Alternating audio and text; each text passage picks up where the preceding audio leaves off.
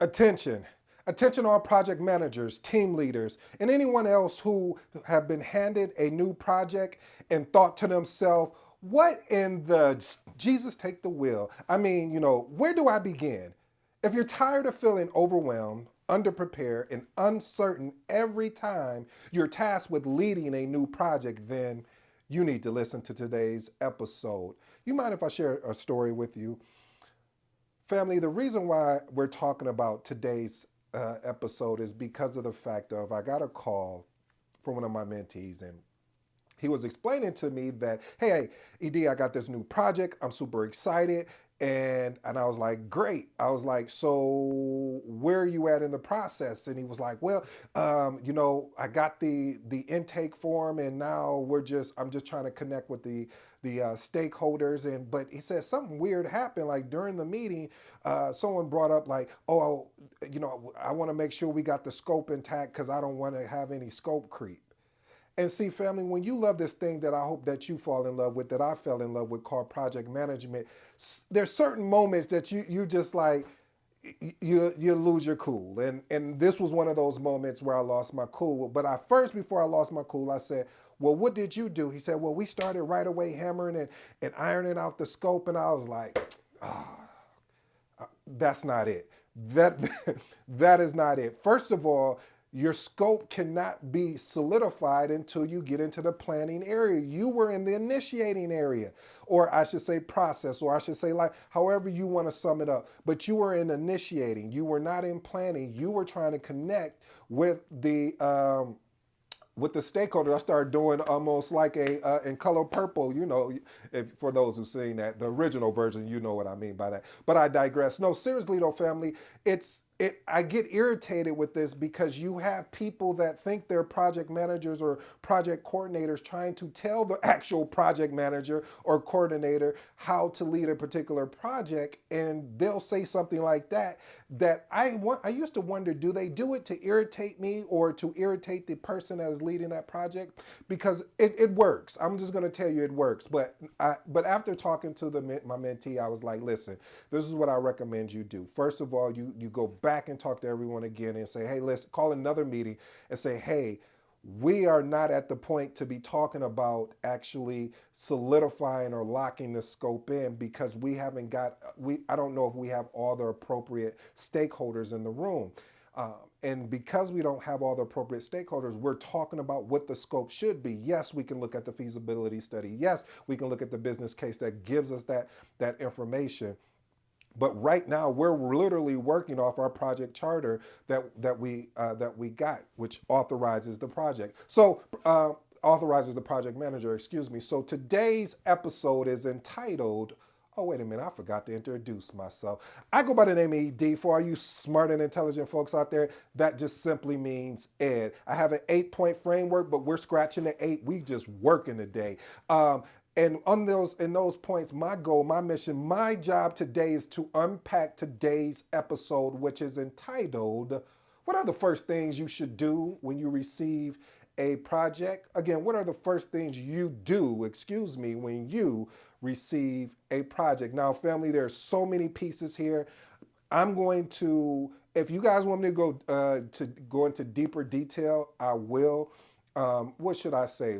Put in the comments um, further detail or more information. Yeah, I like that one. More information. Ask me for more information. I'll go deeper into this. I'm going to give you enough to set you up for success, but there's more to it than just what I'm talking about here because right now we're working from the beginning stages, and when you're in the beginning stages, you're talking about initiating. Again, those 5 process groups. Let's unpack that. Initiating, planning, executing, monitoring, controlling, as well as closing. Listen, family, this is what we're going to discuss today. If you're thinking about taking the CAPM or you're in the process of getting ready to take the CAPM, you really want to lock into today's episode. If you're thinking about getting your PMP and you're studying for your PMP, you definitely want to lock into today's episode. So let's go ahead and make this work.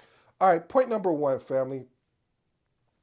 Review project documentation. As I talked about in the story where I shared with you with my mentee, one of the things I told him to do was to go back and look at an intake form or whatever. I don't know what they use. So I said it's either one of these three. Some people they call them different names, but for in the world of based off the PMBOK is normally like a business case or a feasibility study. But I've also seen people call this the project intake or the a project requester form. Basically what it works, it kind of works in two different ways. So if it's like a more of a you fill in the blank type deal, then that's more like an intake. If it's something where there's a special document like a business case that the sponsor is responsible for completing before making that submission, but they're all really the same thing. You're really just trying to extract that the output from that particular form. And reason why these are important is because it gives you a somewhat of a baseline. Did you see how I did that? A somewhat. What is a somewhat? Okay, you just making up new words. No, no, no, no. What I mean by that, family, is that this is not the actual plan. This is what we're looking to do. This is the particular proposal. Maybe it may be some financial aspect tied to it. Maybe it may be some, we need to do it because of an external reason. Maybe we have to do it because of a compliance reason. It could be a various of reason, but at least this kind of gives you a little bit, gives you some more information that you can look over to understand. Because again, we have to understand as project managers, project coordinators, program managers, portfolio, we understand one thing about a project, which is a true project, meaning that it has a start date and an end date. It's not something that is going to continue to go on and on and on. It has a start and an end date. Period. So that means if it has a start and end date and it's a unique, that means this is going to be different than what you may have seen before. So now let's get into point number two. Soon as I get a chance to get my hands on like the intake form or business case or feasibility study and review that and look that over, my next step is to schedule a one-on-one with the project sponsor. Why do I want to schedule a meeting with the project sponsor? The reason why I want to schedule a meeting with the project sponsor is, first, I want to introduce myself as the project manager if we don't have a relationship. Second, what I want to be able to do is understand the background, or as they would say, the contextual background of what they were trying to communicate and articulate of what they were looking for in the particular project. This is huge. I don't see a lot of project managers doing that. They normally get the business case, and then they go on about their business, and they may do a charter, or but anyway, I digress. I'm gonna stick to where we're at. This is key because when you get a chance to really schedule a one-on-one with a project sponsor, you get to ask probing questions. Because you've already had a chance to look at the business case, feasibility study, or the intake form, whatever, that you have some type of documentation. Now you get to have an understanding of where were they trying to go with this? What are they trying to create here? And that is really key. All right, let's move into point number three. Point number three is develop the project charter. Now, I know I'm going to get some kickback on this. Sometimes you could be, well, the project charter. Let's look at the definition of the project charter first of all. The project charter truly authorizes the project manager, and it outlines the objective, scope, stakeholders, and high-level requirements. Now, one of the things I want to impose upon you is the fact that sometimes where the project manager may fill out and most of the time in my career, I had to fill out the charter. However, because I did that first step where I told you I scheduled a meet, well, the second step really of scheduling a meeting with the sponsor and I actually filled it out together. I was doing all the writing or typing, whatever it was at that time, and we were working that back and forth. But you really want to get a project charter in place so you can get a high level understanding, because you're going to need to be able to articulate what the ask is from the project sponsor. And most of the time, if you have a great or exceptional project sponsor, they'll be on there with you on those calls in the beginning, so they can also help you set the tone. What does that mean, help you? This, I wasn't even thinking about this. This reason why it helps you set the tone is because it what he's doing is, or what he or she is doing is, they are shifting their authority over to you in a sense, saying, hey, this is my project manager, this is my project coordinator, what the expectation is, and we start walking through the project charter to the actual team, which takes me into point number four.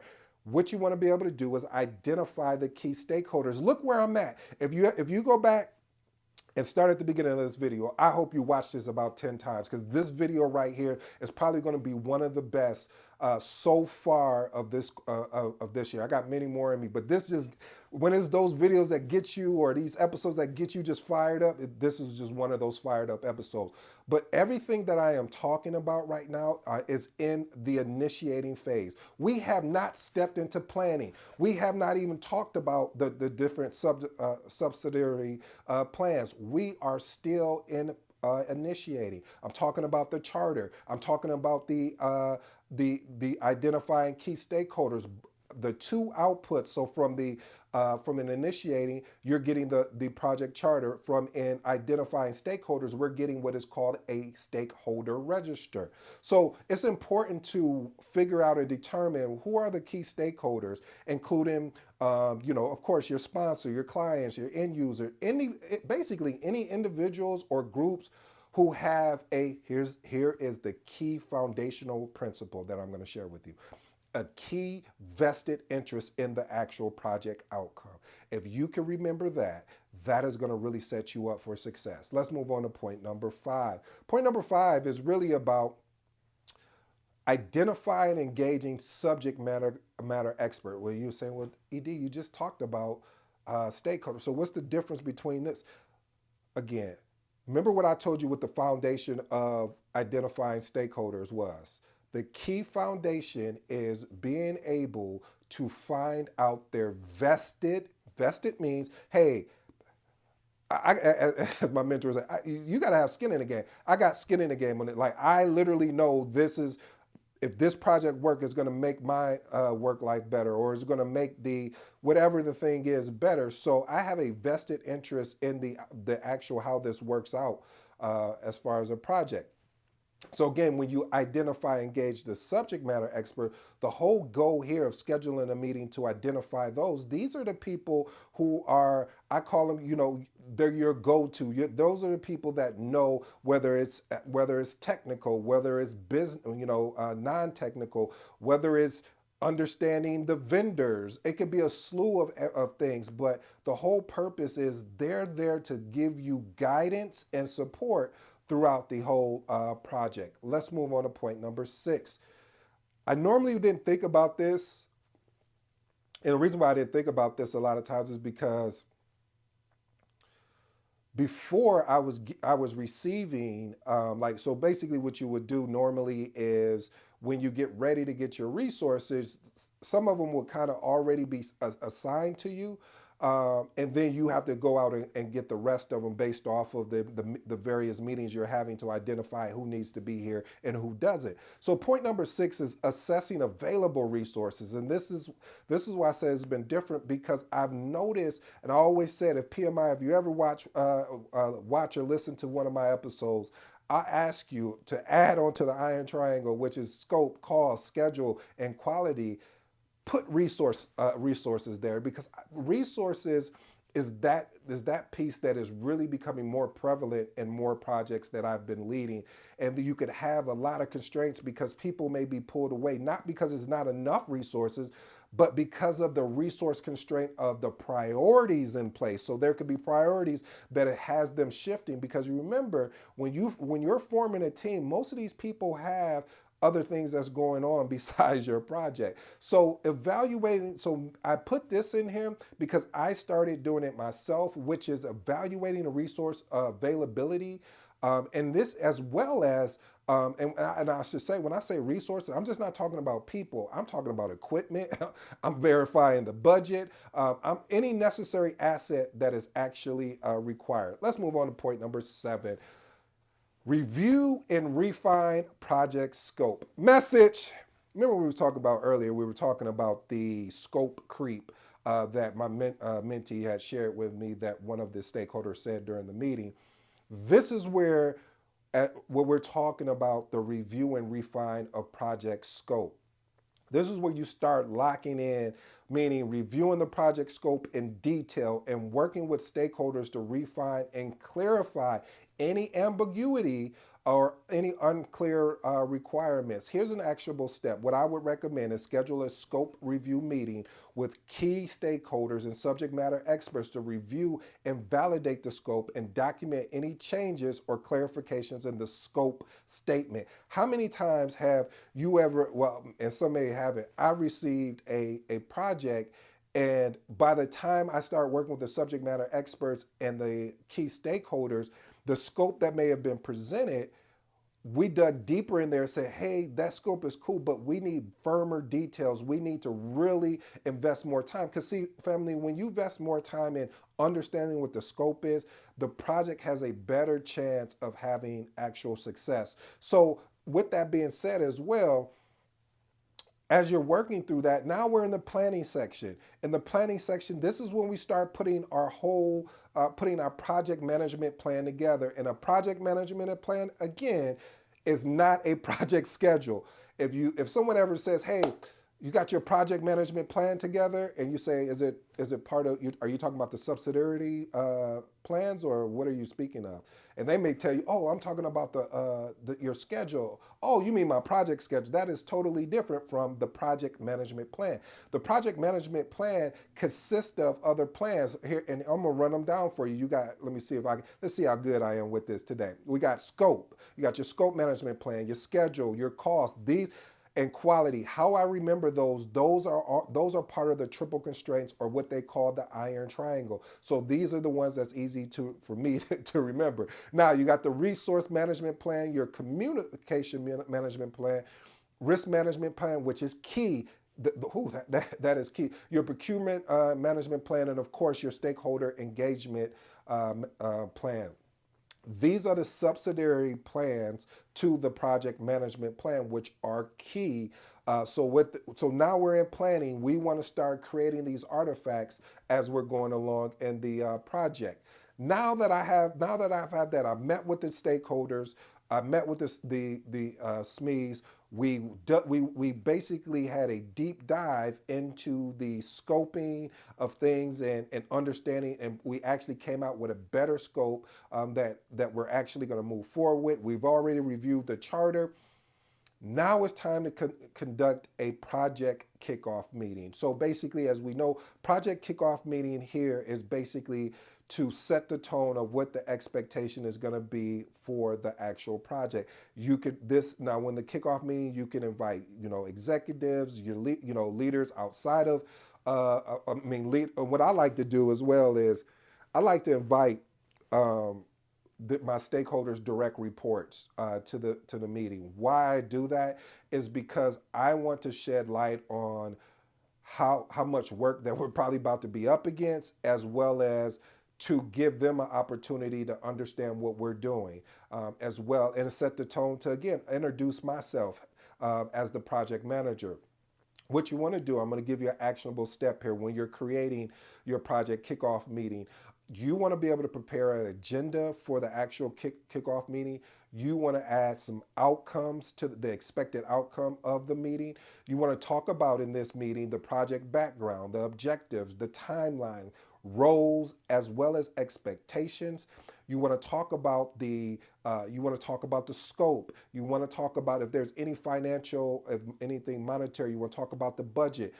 You want to be able to talk about how you plan on what type of methodology or framework are you using? Are we going to go with a predictive or adaptive type approach?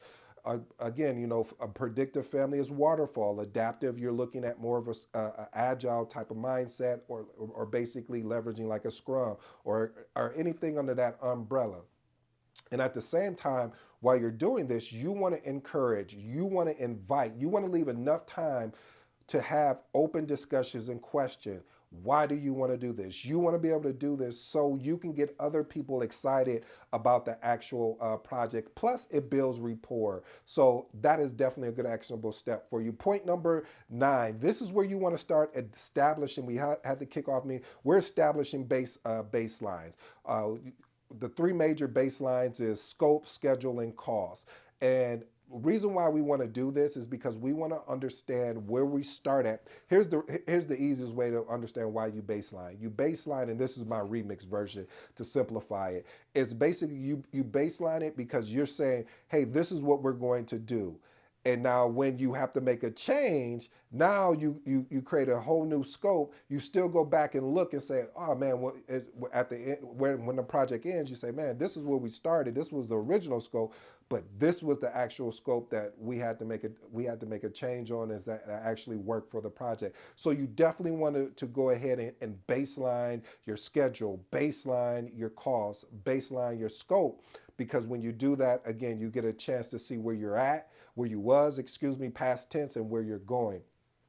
And there's some other documents that I want you to be privy of in this planning process. One of them is being a scope statement. What a scope statement articulates is it's a detailed description of the actual project scope. So do you see why I was frustrated? Because I was like, you shouldn't even be talking about a scope creep if you don't even have a scope statement. Shouldn't be talking about scope creep if you haven't developed, you haven't even stepped into the planning process group yet. So focus on getting the initiative, getting people just acclimate, the getting familiar with the actual project. So again, let me finish up. So scope statement is a detailed description of project scope, deliverables, assumptions, as well as constraints. You also, that in that same scoping area, or I should say plan scope management, you also have in there is a work breakdown structure. So part of the process group is plan scope management, um, define, excuse me, I said define, plan scope management, define scope, create WBS. Anyway, so WBS is basically, a WBS is a hierarchical decomposition of the total scope of the work. Then you have your schedule baseline. Your schedule baseline is a detailed project timeline and milestones. This is going to be huge because, again, like I talk about with the scheduling of a baselining your schedule as well as your cost or your scope allows to see where you were when you started, to then when you have to make any changes, you're able to go back and see, hey, it may be some information there that you may be able to unpack to understand what was actually going on. Okay, cost baseline, easy, just aggregating of the budget for the project, as well as then you have risk register. This is just a document artifact that identifies the risk and their characteristics. Then you have requirement documentation, which is basically a detailed description of the project requirements. And then you have stakeholder engagement plan, which is the strategy for basically engaging your stakeholders. So let me unpack that again. I made a mistake and I said when I was talking about plan scope. So you have plan scope. Plan scope management is within the process group of planning. Then you have collect requirements. Then you have define scope, and then after that you have create your WBS. Because I did that on purpose because I wanted to see. I know someone in the comment, one of the seasons PM, going to say, "Hey, that's not right." So I did that on purpose, family. But anyway, point number 10: foster a positive and collaborative project culture. The reason why I say this, family, if you have a very tight culture in which you're creating an environment, or of environment of trust, an environment of transparency, an environment of basically having the ability to really have really pure and honest communication. What do you mean by that, ED? I've been in projects where there have been people that didn't speak up, and then they'll pull me to the side and say, hey, such and such, this is shit. And I'm like, I appreciate that, but I wish we could have done that during the call. So one of the tactics that I used went to create that culture, and sometimes it works. And I mean, there's certain groups that you can bring together, and some you really have to navigate that. But you'll know, trust me, you'll know. But one of the things I do to create a more of a collaborative approach, when I'm on a call, I go around the call. If I'm in a meeting in the room and leading a meeting, I go around the room and ask people. I call their name out. Hey, John, is there any feedback, comments, thoughts that you have about kind of what we discussed today? Oh, no. Reason why I'm doing that, because you do have people that really have a lot of value to give, but then there'll be someone that is on the call that would overshadow that because they want to do all the talking. Um, and that's not good. So you want to be able to share that. And so sometimes you might have to cut off somebody that's talking, that's over talking, because again, this is a collaborative, this is a team approach to what we're doing here. All right. Here's my bonus. I feel like I'm giving you a lot of value today, family. I hope that I am, because this is really important to me. Because you're going to be in this position if you're not, if you haven't led a project and you get your first project, you're going to be nervous. And if you're not, then I guess you're immune to being nervous. But even though you're nervous, there's an opportunity there based on what we discussed today. And I want to leave it with this: create a checklist for everything you need to start this actual project. What a checklist does for you, it gives you the opportunity so you don't feel overwhelmed, that you don't start getting all this anxiety.